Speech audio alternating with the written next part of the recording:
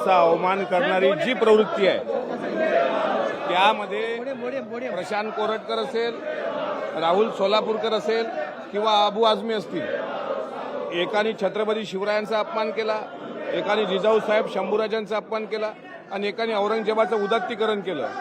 या तिघांवर सुद्धा देशद्रोहाचा गुन्हा दाखल झाला पाहिजे ही सरकार म्हणून काल मागणी शिंदे साहेबांनी केली आणि तीच मागणी आज विरोधक जर करत असतील किंवा विरोधक करतात त्या मागणीला माझं पूर्ण समर्थन आहे.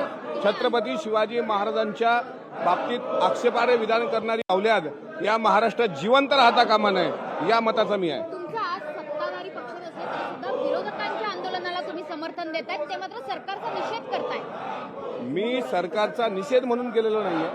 मी विरोधकांनी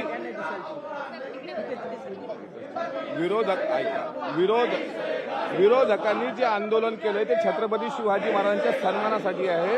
त्यामुळे शिवाजी महाराजांच्या सन्मानात सत्ता आणि विरोध येतच नाही. सर्व विधिमंडळातले सहकारी यांनी एकत्र येऊन हा मुद्दा उचलला पाहिजे. राहुल सोलापूरकर सुटता कामा नये आणि प्रशांत कोरटकर सुद्धा सुटता कामा नये आणि अबू आझमी सुद्धा सुटता कामा नये. पण ते आंदोलन करतात. भगतसिंग कोश्यारींसंदर्भात तुमची काय भूमिका आहे? भगतसिंग कोश्यारींच्या वक्तव्याचा मी वेळोवेळीच विरोध केलेला आहे.